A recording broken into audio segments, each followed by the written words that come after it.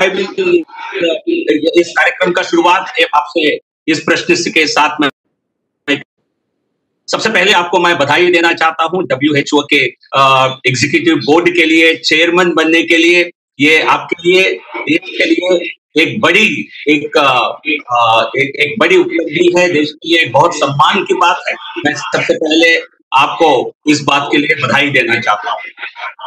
और डॉक्टर साहब, टुडे हमारे देश में करीब 1,30,000 केसेस, 1,30,000 से ज्यादा कोरोना केसेस, कोरोना से लोग संक्रमित हुए हैं। इसमें 42% से ज्यादा लोग ठीक भी हो गए हैं। हमारी रिकवरी रेट बहुत अच्छी है। तो इसलिए मैं सबसे पहले आपसे पूछना चाहता हूं, आपने माननीय प्रधानमंत्री जी के नेतृत्व में हमारी सरकार ने ऐसा क्या काम किया जिसके कारण विश्व के कई देशों के तुलना में, विकसित देशों के तुलना में हमारी ज्यादा है। मैं देख रहा था कुछ देशों में, फ्रांस और स्पेन में 27%, फ्रांस में केवल 22%, यूएस में और कम। तो हमने रिकवरी रेट को हमने कैसे हासिल किया है, आपके माध्यम से हम देश को ये बताना चाहते हैं। शुक्रिया नरसिम्हा जी, आपने इस कार्यक्रम के लिए इसके लिए मैं हृदय से आपका आभारी हूं। आपने मुझे नई जिम्मेदारी विश्व स्वास्थ्य संगठन में मिलने के लिए बधाई के लिए भी मैं आपका धन्यवाद। और प्रश्न किया है, इसका उत्तर समझने के लिए थोड़ा सा बीमारी के इतिहास से लेकर और आज तक की यात्रा को संक्षेप में आपके बीच में मैं रखूंगा, और उसमें हमने किन बातों को बहुत फोकस किया है जिसके कारण आज बड़े गर्व के साथ हम ये कह रहे हैं कि हमारा रिकवरी रेट भी सबसे ज़्यादा है और दुनिया में सबसे बेहतर है, और वो हर दिन पिछले दिन से बेहतर होता है।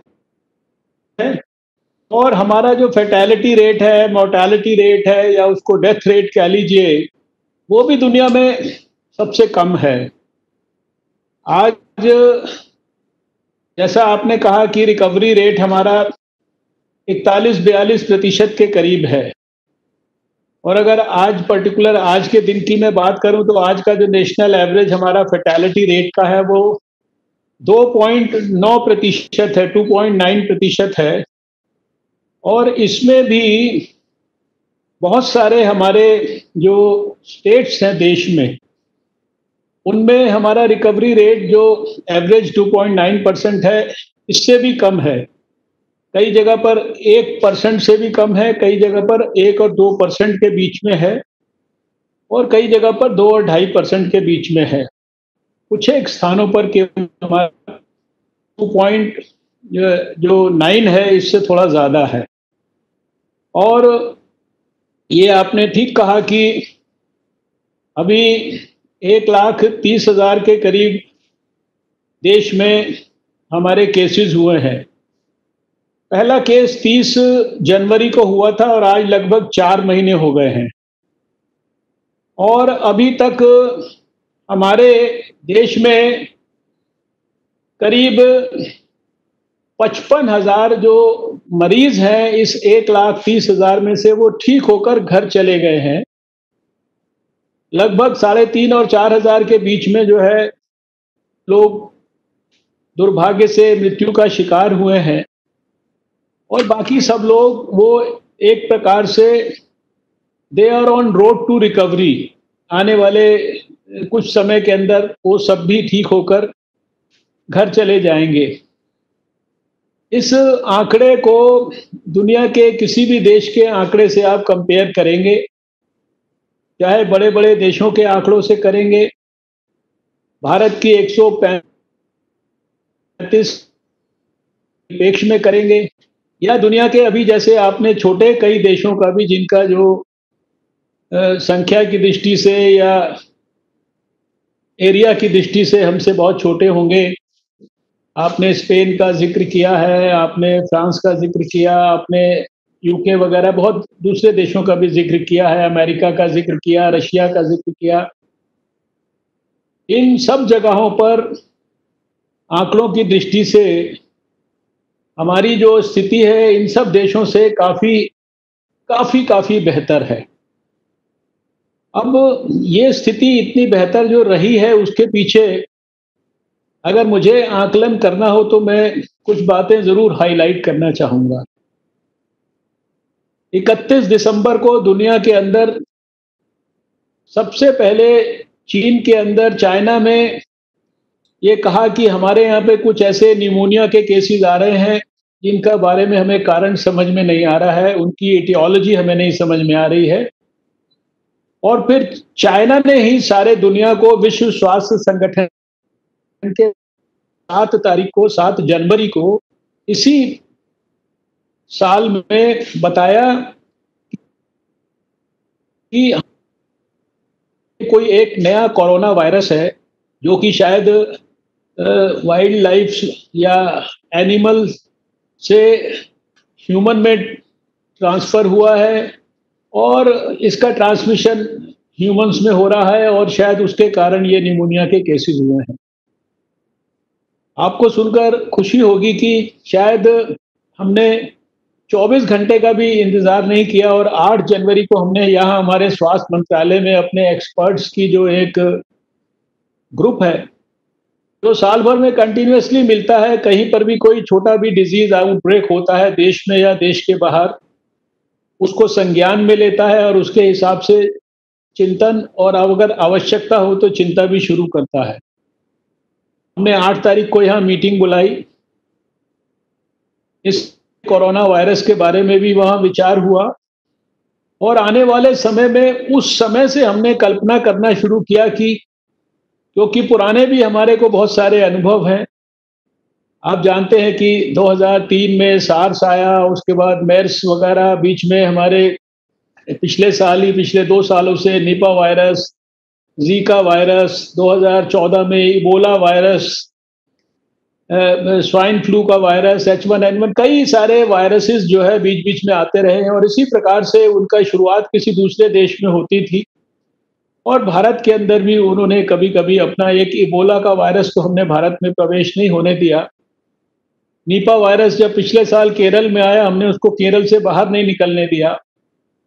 तो ये अनुभव जो पुराने थे, उनके सबके आधार पर हम लोगों ने अपनी तैयारी शुरू की। 17 जनवरी को हमने सारे डिटेल्ड हेल्थ एडवाइजरीज पूरे देश में सारे स्टेट गवर्नमेंट्स को, हेल्थ मंत्रालय जो थे वहाँ के, उनको दे दी थी कि अगर कोई ऐसी परिस्थिति आती है कि हमारे देश में, हमारे किसी स्टेट में केस आता है तो हमें क्या करना है। उसके साथ-साथ जिसको हम कहते हैं पॉइंट ऑफ एंट्री सर्विलेंस, तो क्योंकि केसेस चाइना में हो रहे थे, वुहान में हो रहे थे, तो हमने चाइना से और उधर हांगकांग से, उधर से आने वाले जो पैसेंजर्स थे, उनकी स्क्रीनिंग हम लोगों ने तुरंत शुरू कर दी 7 एयरपोर्ट्स के ऊपर। 2-3 दिन के अंदर 7 एयरपोर्ट्स पे, जो मेजर 7 एयरपोर्ट्स थे, और इसके हमने एंटिसिपेट करके उसी समय अपनी जो चाइना में एम्बेसी से संपर्क कर लिया, वहाँ से कोई भी यहाँ पर आ सकता है उसकी लिस्टें प्राप्त करनी शुरू कर दी और शुरुआती दौर में ही 24-25 जनवरी के आसपास जो लोग वहाँ से चले उसमें कुछ मेडिकल स्टूडेंट्स वगैरह भी थे। के ऊपर हम लोगों ने 18 जनवरी से ही पैनी नज़र रखनी शुरू कर दी। इसको कहते हैं कम्युनिटी सर्वेलेंस। और कम्युनिटी सर्वेलेंस जो है वो अगर मैं अभी 3-4 महीने की बात कहूँ तो हमारे देश में किसी भी समय पे कुछ लाख लोग, उन पे हमारे हेल्थ सिस्टम की पूरे देश में इतनी पैनी निगाह थी कि हम लोग उनको डेली बेसिस पर मॉनिटर करते थे कि वो कहाँ हैं, उनको क्या सिम्पटम हो रहा है, वो घर में है तो दूसरे दिन, चौथे दिन। और फिर जब पहला केस 30 जनवरी को भारत में आया, जिसके बारे में जो एक मेडिकल स्टूडेंट का था, उसके बाद दूसरा केस 1 फरवरी को आया। ये 2-3 केसेस केरला में शुरुआती दौर में आए। उदाहरण के लिए केवल आपको बताना चाहता हूं कि एक-एक केस का इतना डिटेल्ड कॉन्टैक्ट ट्रेसिंग हमने किया। यानी मेडिकल स्टूडेंट वो चाइना से हवाई जहाज में चल के वो मान लीजिए कलकत्ता तक आया, कलकत्ता से बैंगलोर, बैंगलोर से आगे कोची, और फिर बीच में कितने हवाई अड्डे बदले, कितने हवाई जहाज बदले, बीच में कितनी ट्रेन्स बदली, कितनी टैक्सियां बदली, और कितनी प्राइवेट कार से आके घर में पहुंचा। तो इतनी डिटेल हम लोगों ने की। तो शुरुआती दौर के वो 2-3 केसेस में से एक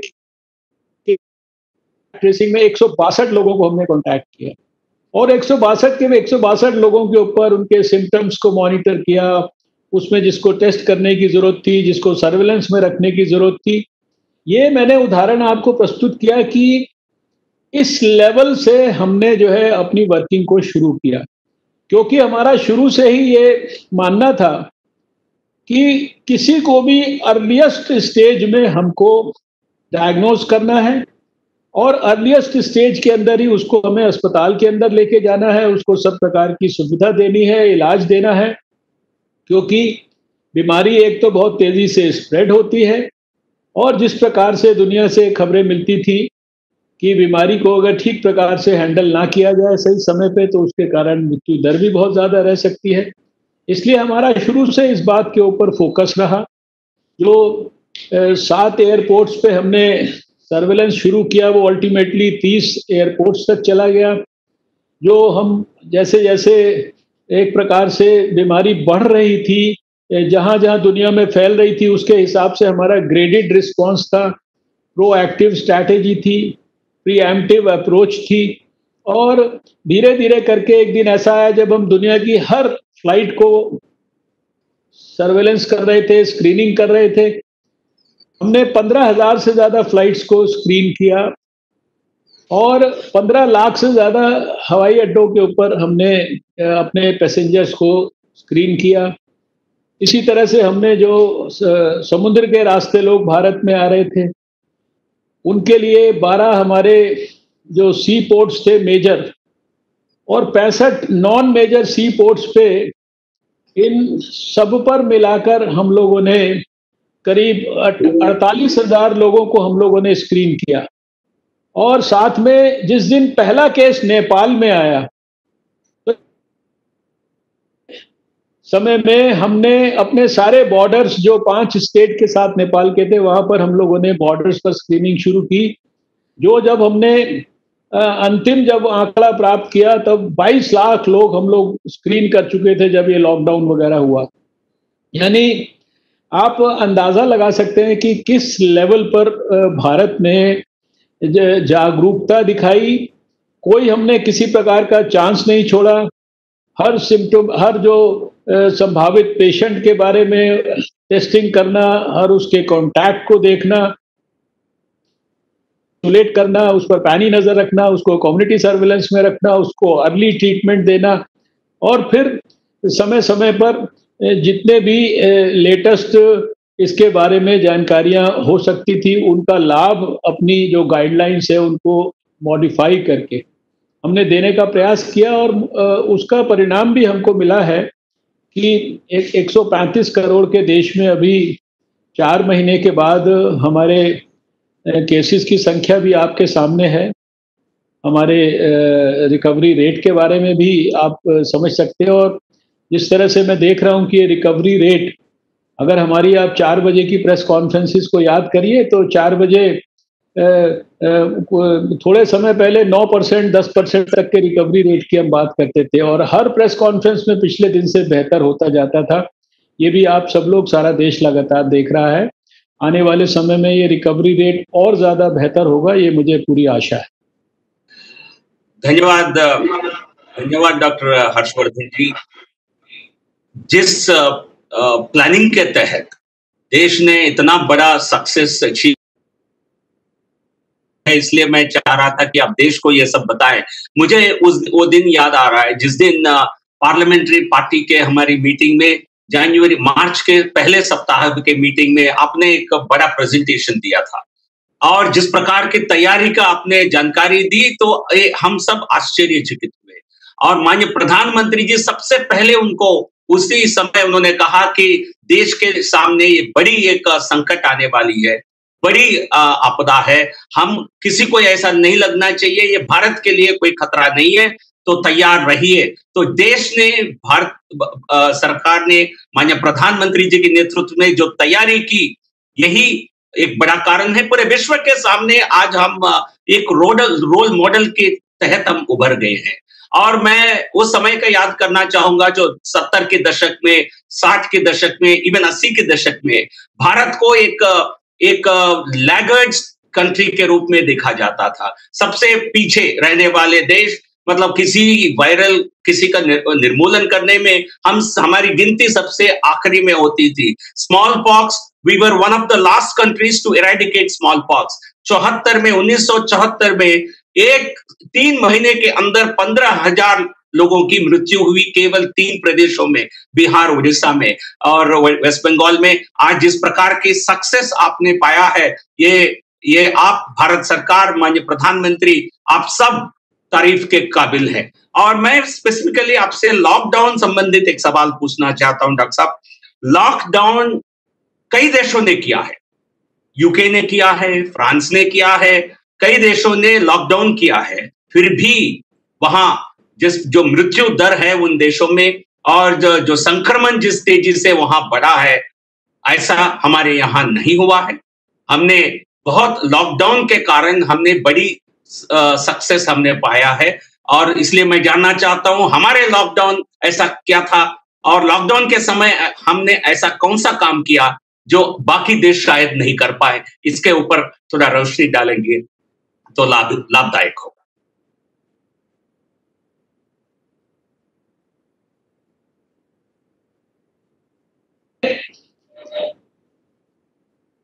आपने बहुत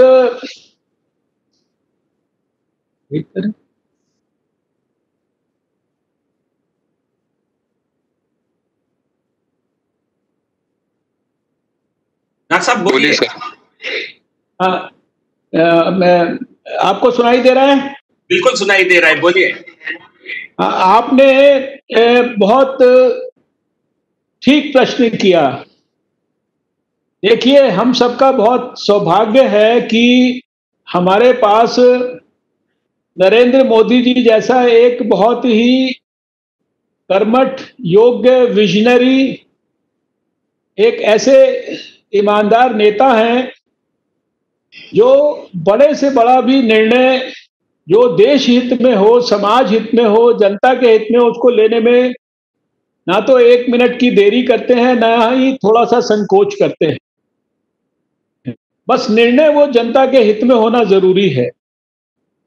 इस पूरे कोविड के खिलाफ जो लड़ाई थी, जैसा मैंने शुरू में शब्द प्रयोग किया, प्रीएम्प्टिव और प्रोएक्टिव, इसमें हमारे प्रधानमंत्री जी ने शुरुआती समय से ही हम लोगों को खाली मार्गदर्शन ही नहीं किया, अपितु स्वयं व्यक्तिगत तौर पर भी हर चीज की मॉनिटरिंग की। वो अपने पीएमओ के लेवल पर की, अपने कैबिनेट सेक्रेटेरिएट के लेवल पे की, मेरी अध्यक्षता में, जिसमें दूसरे अभी हमारे फॉरेन मिनिस्टर, कॉमर्स मिनिस्टर और हमारे civil aviation minister, pharmaceutical minister, हमारे होम के स्टेट मिनिस्टर, ये सारे लोगों को और भी दूसरे सीनियर ऑफिसर्स को रखा। उस ग्रुप ने भी 15 मीटिंग्स की। और मैं आपको ध्यान दिलाना चाहता हूं कि मार्च के महीने में दूसरे हफ्ते में दिल्ली में कुछ दुर्भाग्यपूर्ण जब घटनाएं हुई, इसके कारण इन्फेक्शन दिल्ली से सारे देश में ट्रेवल किया, तो फिर प्रधानमंत्री जी ने ज्यादा समय नहीं लिया बोल्ड डिसीजन लेने में। और आपने देखा कि सबसे पहले उन्होंने एक बहुत बड़ी इनोवेटिव एक्सरसाइज की 22 मार्च को। इसको हम जनता कर्फ्यू के नाम से याद करते हैं, और वो शायद दुनिया के इतिहास का एक ऐसा अनूठा उदाहरण है कि एक प्रधानमंत्री की अपील पर बिना किसी कानूनी सहायता के, बिना किसी पनिशमेंट के डर के, वॉलंटरीली देश के 135 करोड़ लोग वो अपने आप को एक तरह से सेल्फ लॉकडाउन के अंदर जो है वो पहुंचा दें, घर से बाहर ना निकलें, और प्रधानमंत्री के कहने पर 5 मिनट के लिए 5 बजे घर से बाहर आकर देश के स्वास्थ्य कर्मियों का अभिनंदन करने के लिए सिंबॉलिक प्रदर्शन करें। और उसके बीच में उनके मन की ये मंशा थी कि वो देश को तैयार कर रहे थे। किसी ने उस समय नहीं समझा कि वो क्या तैयारी कर रहे हैं, क्यों कर रहे हैं, लेकिन बाद में सबको रिट्रोस्पेक्ट में समझ में आया कि उन्होंने देश की तैयारी की और देश की तैयारी करके उन्होंने फिर 2 दिन के बाद ही जो है ये 25 तारीख से लॉकडाउन की घोषणा कर दी।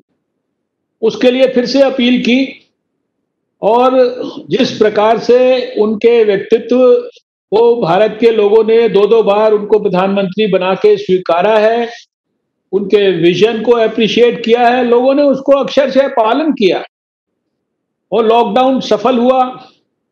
लॉकडाउन का एक चरण हुआ, लॉकडाउन का दूसरा चरण हुआ और हमने ये देखा कि भारत ने ये लॉकडाउन बिल्कुल ठीक समय पे जब उसको करने की जरूरत थी, बड़ा बोल्ड डिसीजन था ये। 135 करोड़ लोगों के देशों में पूरे देश को बंद कर देना, स्टैंड स्टिल कर देना, सारे हवाई जहाज बंद कर देना, सारी रेलें बंद कर देना, सारे दुकानें बंद कर देना, सारे शॉपिंग मॉल सब कुछ बंद कर देना, एजुकेशनल इंस्टीट्यूशन बंद कर देना और सारे देश को कहना कि आप घर के अंदर रहो। ये छोटी बात नहीं थी। दुनिया के दूसरे विकसित देशों के अंदर जो है इस फैसले को करने में लोगों ने बहुत सोचा, बहुत दिन वेस्ट कर दिए और बहुत सारे देशों में तो जब बहुत बड़ी संख्या में लोगों के वहां पर मौतें होने लगी, स्थिति आउट ऑफ कंट्रोल हो गई, तब उन्होंने इसके बारे में, लॉकडाउन के बारे में, वो भी अधिकतर स्थानों पे कोई पार्शियल लॉकडाउन किया, कोई हाफ हार्टेड लॉकडाउन किया और उसका नतीजा हमने स्वयं देखा है कि लॉकडाउन के पहले अगर भारत में डबलिंग रेट 3 दिन और 4 दिन के बीच में था, तो आज बीच में कई सारे सेटबैक्स भी आए हैं, लेकिन उसके बावजूद भी हमारा जो डबलिंग रेट है, आज जब मैं आपसे बात कर रहा हूं, वो 13 के ऊपर दिन है। तो इसमें नो डाउट कि प्रधानमंत्री नरेंद्र मोदी जी का दूरदर्शी नेतृत्व, उसने भारत में कोरोना वायरस को कंट्रोल में रखने में और लॉकडाउन जैसे पावरफुल इंटरवेंशंस, और मैंने तो बार बार कहा कि ये लॉकडाउन, इस जो बेसिक बातें बताई गई उनको बहुत गंभीरता से फॉलो किया और उसी के निश्चित रूप से बेहतर परिणाम हमको देखने को मिले हैं। धन्यवाद मंत्री जी। हमने सही समय पर लॉकडाउन करके एक बड़ी संकट को, एक बड़ी आपदा को हमने उससे देश को बचाया। एक ISI की जो स्टडी है, इंडियन स्टैटिस्टिकल इंस्टीट्यूट के स्टडी, उनका आकलन है कि यदि हमने लॉकडाउन यदि हम नहीं किए होते, आज 29 लाख लोग अप्रैल की एंड तक, अभी भी नहीं, अभी तक और बढ़ गया होता, 29 लाख लोग संक्रमित हो जाते कोरोना से और 78,000 लोग मृत्यु के संकट में आ जाते, मृत्यु होती उतने लोगों की। आपने, माननीय प्रधानमंत्री जी ने देश को इस प्रकार लॉकडाउन से बहुत अच्छी तरह उसका अमल करके देश को बचाया है। आपने अपने जवाब में, संक्षेप जवाब में आपने कहा मंत्री जी कि दिसंबर की दूसरी सप्ताह में जो घटना घटी है, मैं सीधा आपसे पूछना चाहता हूं, जो तबलीगी जमात की मरकज, जो निजामुद्दीन मरकज में जो बड़ी कार्यक्रम जो आयोजित किया गया, जिसके बाद लोग वहां से जो लोग अटेंड किए मरकज के कार्यक्रम को पूरे देश में फैले, क्या तबलीगी जमात का जो आपकी जो फाइंडिंग है, जब ये संक्रमित लोग होने की जो जानकारी मिली थी, क्या ये तबलीगी जमात की मरकज एक टेक ऑफ पॉइंट थी कोरोना के लिए और हमको कड़े संकट में डालने वाली कोई समय थी? आपके आंकलन में क्या है?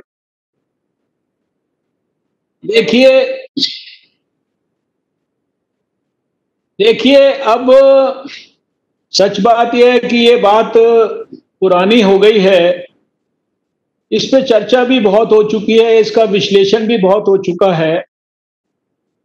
हमको कहते हुए बार बार इस विषय को रेस करते हुए तकलीफ और कष्ट भी होता है, लेकिन इसमें कोई दो मत नहीं है कि मार्च के दूसरे सप्ताह के आसपास अगर आप ध्यान करेंगे तो जब दुनिया में तेजी से संक्रमण हो रहा था और भारत में पहला केस आने के बाद 1.5 महीना बीत चुका था, तब भी हमारे देश में जो केसेस थी उनकी संख्या बहुत मामूली थी।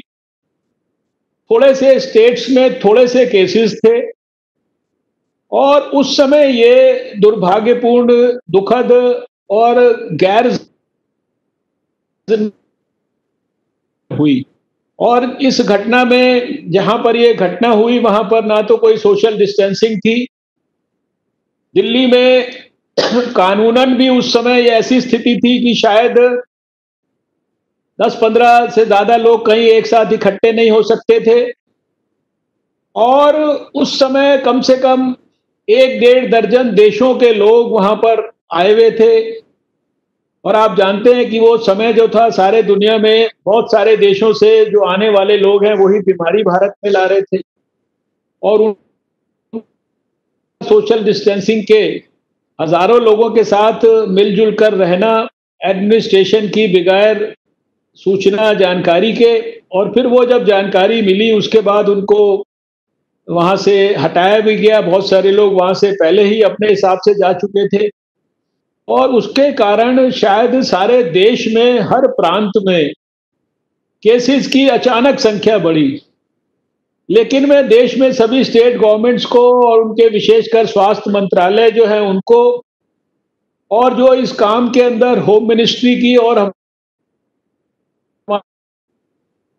संबंधित अधिकारी हो सकते हैं, इस विषय के जानकार एक्सपर्ट्स, उन लोगों ने जो मदद किया, इसमें हमारा आईटी डिपार्टमेंट का भी योगदान था, हमारे जो एनएसए थे उनका भी योगदान था, हेल्थ मिनिस्टर हमारे होम मिनिस्टर, उन्होंने भी बहुत गहराई से मदद किया। सभी लोगों ने मदद किया और फिर सारे देश भर में जो मैंने शुरू में बात किया कॉन्टैक्ट ट्रेसिंग वगैरह की, इतनी गहराई और गंभीरता से कॉन्टैक्ट ट्रेसिंग की गई कि हजारों लोगों को भी जो है एक एक करके ढूंढा गया, उनके कॉन्टैक्ट्स को ट्रेस किया गया, आइसोलेट किया गया। एक बहुत बड़ा झटका उस समय देश को लगा और जब इतनी तेजी से सारे देश में ये केसेस फैले तो उसके परिणाम स्वरूप ये लॉकडाउन इत्यादि का भी जो ड्रास्टिक स्टेप है लेने के लिए सरकार ने निर्णय किया। लेकिन अभी उसकी चर्चा करने की कोई जरूरत नहीं है क्योंकि वो ज्यादातर लोगों को ट्रेस किया गया, उनको इलाज किया गया, उनको सेपरेट किया गया, क्वारंटाइन किया गया। अभी तो 2 हफ्ता पहले मैं दिल्ली के अंदर एक कोविड केयर सेंटर में गया तो बहुत सारे ऐसे जो मरकज के साथ जुड़े हुए लोग थे उनको 28 दिन क्वारंटाइन में रहकर ठीक होने के बाद उनको उनके उनके प्रदेश में, तमिलनाडु में, आंध्र प्रदेश में, जम्मू कश्मीर में और भी दूसरे स्थानों पर जो विदा करने का भी मैंने काम किया। इसलिए अभी उस विषय को चर्चा करने का जरूरत नहीं है। वो दुर्भाग्यपूर्ण घटना थी, लेकिन देश के अंदर सब वर्ग और सब समुदाय के लोगों के लिए एक सीख है कि जब देश मिलकर कोई फैसला करता है तो उसमें जो अनुशासन है उसको सबको बराबर पालन करना चाहिए। वो सबके लार्जर इंटरेस्ट में होता है, स्वास्थ्य के लिए भी और सोसाइटी की सुरक्षा के लिए भी। धन्यवाद हर्षवर्धन जी। इसके बाद आगे मैं आपसे पूछना चाहता हूं, क्योंकि हम लॉकडाउन के कई सारे रिस्ट्रिक्शंस हटाए गए, एक ग्रेजुअल जो एग्जिट स्ट्रेटेजी माननीय प्रधानमंत्री जी ने और केंद्र सरकार ने जिसके अमल कर रहे हैं, जिसके तहत अभी विमान यात्रा भी शुरू होने जा रहा है कल से। और ऐसे समय अब मैं आपसे लोग, देश की जनता ये जानना चाहते हैं, क्योंकि हमारी अभी भी कोविड के मरीज की संख्या लगभग 70,000 है, क्योंकि कई लोग ठीक हो चुके हैं और लेकिन हमारे जो इंफ्रास्ट्रक्चर की तैयारी है, हमने जो एक जानकारी के मुताबिक मेरे पास जो जानकारी है 10 लाख लोग को भी हम एक समय पर इलाज कर सकते हैं, इतनी बड़ी तैयारी हमने की। तो इसलिए जब लॉकडाउन खत्म हो रहा है, संक्रमण बढ़ने की आसार है, और इस विषय में इस समय आप देश की जनता को क्या कहना चाहेंगे? क्योंकि जब तक कोई वैक्सीन की डिटेक्शन इन्वेंशन नहीं होगा तब तक प्रिकॉशनरी मेजर्स ही हम ले सकते हैं। तो संक्रमण थोड़ा बढ़ेगा, जरूर बढ़ेगा, पर लेकिन हमारी तैयारी किस प्रकार है, देश को भरोसा देने के लिए आप कुछ शब्द कहें तो अच्छा रहेगा। लेटेस्ट बातम्यांचे अपडेटकरिता सबस्क्राईब करा पोलीस डायरी न्यूजला आणि बेल आयकॉनला दाबायला विसरू नका। बघत रहा पोलीस डायरी न्यूज। धन्यवाद।